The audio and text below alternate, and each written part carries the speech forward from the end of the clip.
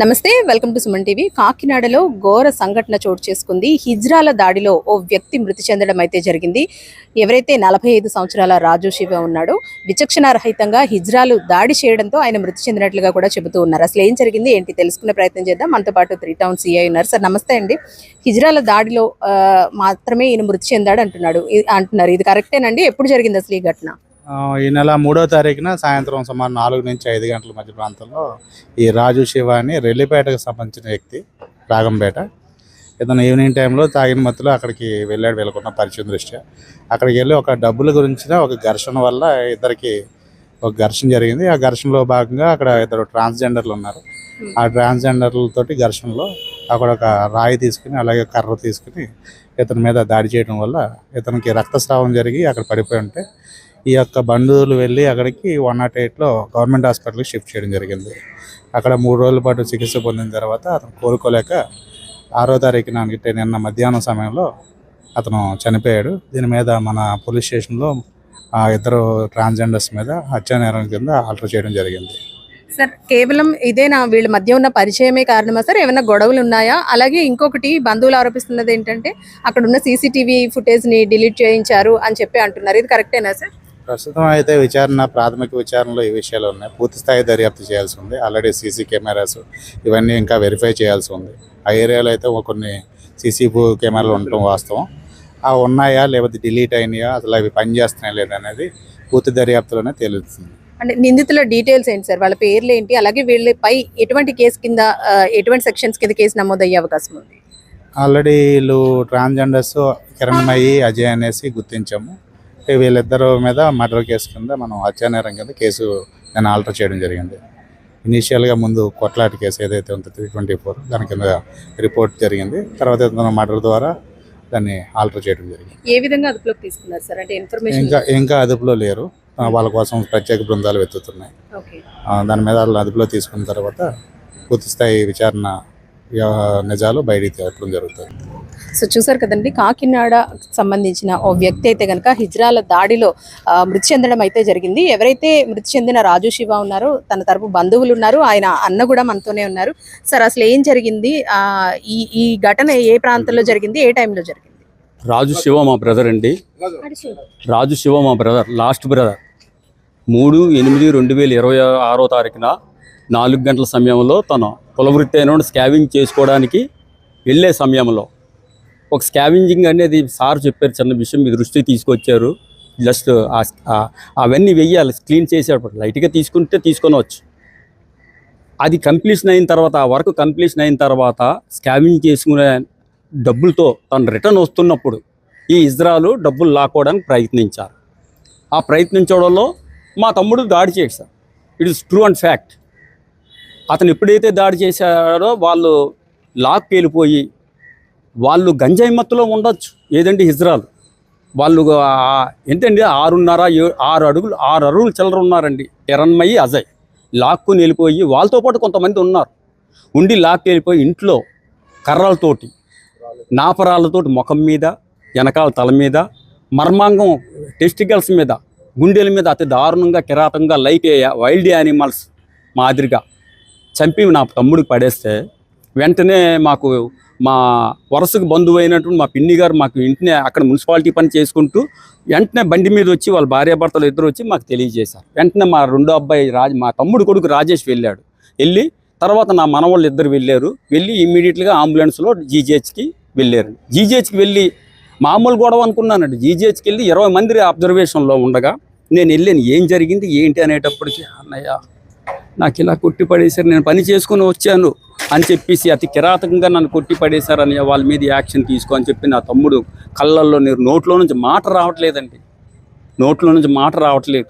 అలాంటి సమయంలో అతను చెప్పిన మాటల్లో నేను గ్రహించి ఇలా జరిగిందా అని చెప్పేసి వెంటనే మా సాగర్ గారు అడ్వకేట్ గారితో మేము ఆ స్పాట్కి వెళ్ళడం జరిగింది. వెళ్ళి అక్కడ చూస్తే చాలా బ్లడ్ అండి, రోడ్డు అంతా బ్లడ్. 4 అక్కడ టీవీ సీసీ కెమెరాలు ఉన్నాయి, అవి రిక్వెస్ట్ చేసాము. 2 ఆడవాళ్ళు వచ్చి చాలా దారుణంగా కొట్టారని చెప్పారు. ఒక అమ్మాయి అయితే చెప్తుంది, బాబు అన్నయ్య గారు కర్రలతోటి, నాపరాలతోటి కొట్టి లాక్కు నువ్వు ఈడ్చేసి వస్తున్నా. ఇజ్రాయెల్ సొసైటీలో ఎలాంటి ప్రభుత్వం ఎలాంటి యొక్క సంక్షేమ పథకాలు ఇస్తున్నారో తమకు తెలుసు. వాళ్ళు ఎవరండి ఒక మనిషికి అంత కిరాతకంగా చంపడానికి?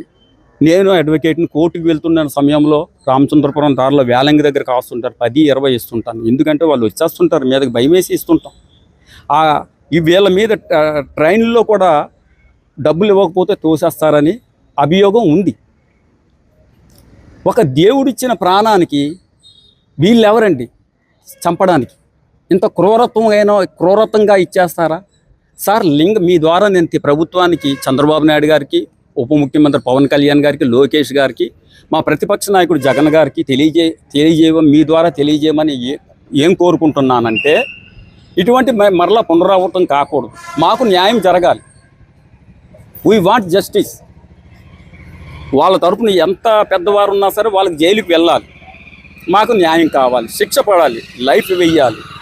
ప్రభుత్వం వారు మాకు కావాల్సింది ఎలా సేకరించాలంటే ఈ మెటీరియల్ ఎవిడెన్స్ ప్రభుత్వం వారే తీసుకుని మాకు మా తమ్ముడికి న్యాయం చేయమని మేము కోరుకుంటున్నాం. ఎందుకంటే లాస్ట్ వాడు తమరికి తెలుసు, సుమన్ టీవీ కానీ ఎవరికైనా తెలుసు లాస్ట్ వాడికి ఎంత ప్రేమగా చూసుకుంటారో.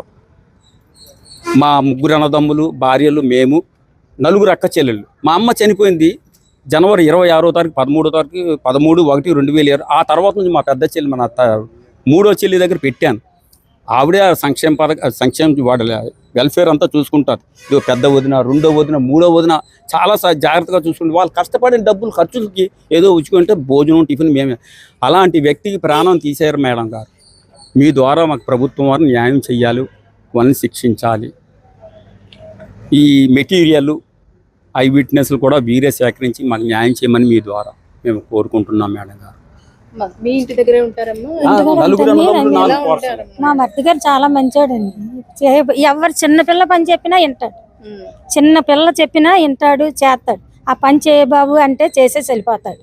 ఏమి అలర్ట్ చేయడండి. భోజనం కావాలంటే అడుగుతాడు, తను కూర కర్రీ కావాలంటే అడుగుతాడండి, టిఫిన్ కావాలంటే అడుగుతాడు, టీ కావాలంటాడు. పొద్దున్నే 2 బిందెలు నీళ్ళు పట్టుకుంటాడు మా ఇంట్లో. ఎవరింట్లోనే పట్టుకోండి, మా 4 ఇంట్లో ఉంటుందండి మోటార్.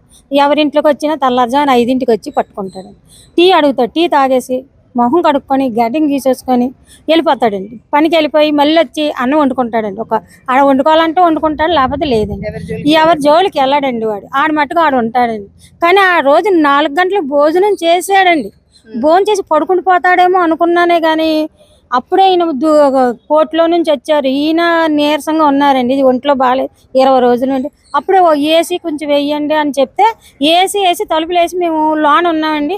4 గంటలు కాలేదు. నేను అప్పటికి చెప్పాను, శివగాడు భోజనం చేస్తున్నాడా అని నేను అనుకుంటూనే ఉన్నాను, చెప్పాను, విన్నాను. ఇది చూసి వచ్చానండి. చూసి వచ్చి పడుకున్నామండి మేము.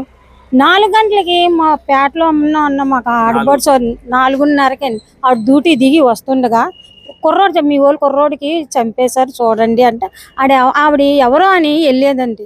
వెళ్తే మేము మా మధ్యగారు అని చెప్తే బండి మీద ఆతురతో వచ్చి ఇలా చంపేశాడు, శివగాడి ప్రాణంతో ఉన్నాడో లేదో చూడండి. మా మధ్యగారు, మా అబ్బాయి, మా మనవడండి, మా మనవడు పరిగెట్టి వెళ్ళిపోయారండి. వెళ్ళినప్పుడు అడ్రస్ తెలియక శవంలో పడి ఉన్నాడంటండి. కొట్టేసింది ఒక దిక్కున, పడేసింది సందులో అండి. వాళ్ళు అంటే తరచూ ఆ ప్రాంతంలో తిరుగుతారమ్మా? ఎవరైతే ట్రాన్స్జెండర్స్ ఉన్నారో మీ మరిదిని కొట్టారంటున్నారో ఎప్పుడైనా వాళ్ళని చూసారా? మేము ఎప్పుడు చూడలేదు మేడం. మేము అటు వెళ్ళమండి, అస్సలు వెళ్ళమండి. ఇంట్లోనే ఉంటామండి. మేము ఇంట్లో ఉండి బయటికే వెళ్ళమండి. ఈయన తీసుకెళ్ళడం లేదా మేము బయటికి వెళ్ళమండి అస్సలు. మా మరిది గారు వెళ్ళి వస్తుంటాడండి. మా రేసులపేటలో జరిగిందండి ఇది. మాకు తెలియదండి ఇలా జరిగిందని.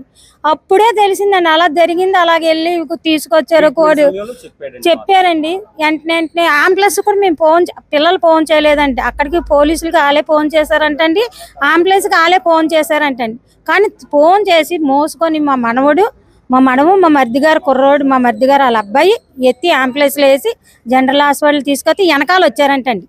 వెనకాల వచ్చి ఇజ్రాయల్ వచ్చి మేము కొట్టలేదమ్మా, మేము అన్నయ్య తమ్ముడు అంటామమ్మా, అడిగి మా అన్నయ్య అమ్మ, మా తమ్ముడు అమ్మ అని కూడా అన్నారంటండి. అక్కడ అని మేమేం కొట్టలేదమ్మా, ఇలాగే తోసామమ్మా, తోస్తే మరి పడిపోతే అంతరత్నం ఎలాగొస్తుందండి అని మా మేనగోళ్ళు అడిగిందంటండి. అడిగి గొడవ చేసిందంటండి. వెళ్ళిపోయారంటండి. మా మరిది గారు 3 రోజులు ఉన్నారు. ఎంత హింస పడ్డాడో, ఎంత ఏడ్చాడో, ఎంత బాధపడ్డాడో పాప ఆ కుర్రోడు. ఒక్క రోజు కూడా జ్వరం రాలేదండి అడిగి. అలా బాధగా ఉండేవాడు. ఎవరికైనా మా ఇంట్లో చుట్టాలు వచ్చినా పలకరించి వెళ్ళిపోయేవాడు తప్ప ఏ విషయంలో పట్టించుకోడండి వాడు. పాప అంత మంచివాడిని చంపేసి దారుణంగా పడేసారు. పాప వాళ్ళ అమ్మ లేక 8 నెలలు అవుతుందండి చనిపోయి. మా అత్తగారు 7 నెలలు.